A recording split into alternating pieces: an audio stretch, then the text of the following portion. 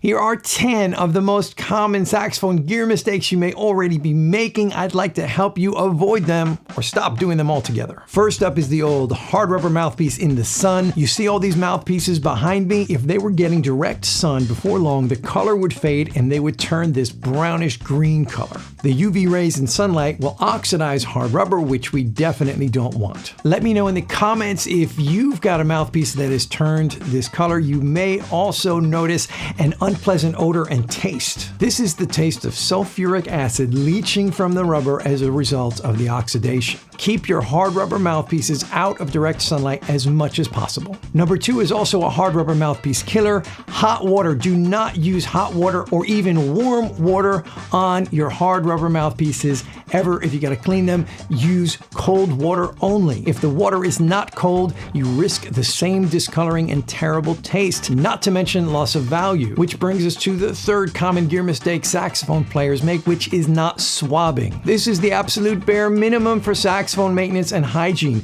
If you swab out your mouthpiece every time after playing, they will always be relatively clean on the inside and won't really need to be washed anyway. Mouthpieces that don't get swabbed out end up with nasty deposits of gunk that harden and become very difficult to remove over time. Not only is this disgusting, but it also alters how the mouthpiece may play by literally adding material to the interior. As we speak, someone is writing a comment saying, "Yeah, but I heard if you swab out your mouthpiece, it will remove the material from the inside of your mouthpiece and ruin it." That is completely untrue, a myth. Swabbing out your mouthpiece is not going to damage it in any way, unless, of course, you're swabbing your mouthpiece with sandpaper. If you don't have swabs for your instrument, go get some today. I've made it really easy for everyone since this is an absolute necessity. I made these great sax swab kits available on BetterSax.com for alto and tenor saxophone. They come with a microfiber body swab and neck swab that also does the mouthpiece. There's also one of these little microfiber pad cleaners included in the kit, so you can keep your saxophone clean and functioning much better for a lot longer. The next most common gear mistake saxophone players make is leaving the mouthpiece on the neck when you're not playing. When you leave the mouthpiece on the neck cork while you're not playing, besides not having cleaned anything out, the moisture is going to sit on the neck cork, which over time will result in that cork hardening and becoming brittle and eventually breaking. The mouthpiece is also going to overcompress the cork, which will result in a less optimal fit. Number 5 is putting the saxophone down on the wrong side when laying it flat on a table. It seems kind of obvious that since this side of the saxophone has so many keys on it,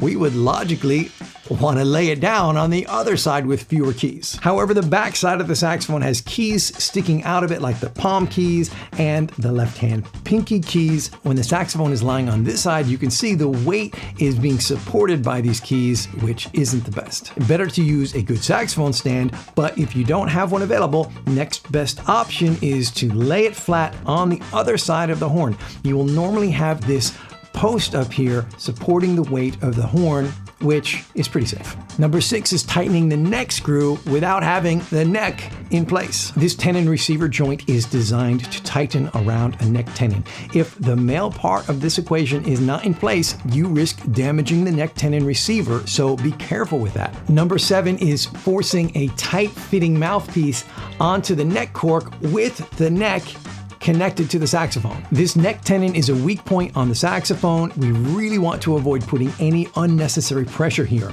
Also, the neck itself can be rather delicate and prone to bending. If you have a tight-fitting mouthpiece, always put it on the neck when detached from the body of the instrument. Use cork grease, and if that's not enough, get the neck cork sanded down for a better fit. Number 8 is not all that common, but I saw this on Instagram the other day, and I thought it would make a pretty good public service announcement. Please don't put any part of your saxophone in a vise ever. Number 9 is something I used to come across all the time when I was repairing vintage saxophones.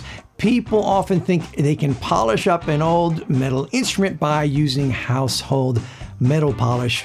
Please don't do this. Most saxophones are lacquered, first of all. This means there is a layer of what is basically paint over the metal, so metal polish would be completely redundant and useless. For For saxophones that do not have lacquer, the metal can be polished, but this should only be done by a qualified saxophone repair technician, as it is a very tedious and intricate job. There are so many little crevices and hard to reach places, not to mention the dangerously sharp blued steel springs everywhere. It's also a complete waste of time and effort, because as soon as you polish a bare metal saxophone, it starts oxidizing again and will go back to its state of being very unpolished in a short period of time. My main tenor saxophone is a Yanagisawa TW02 unlacquered model. It went from a shiny, polished horn to this in a matter of weeks. I do love how it looks now. That's kind of the point of having a bare metal instrument as far as I'm concerned. Number 10 is getting an old vintage saxophone completely overhauled and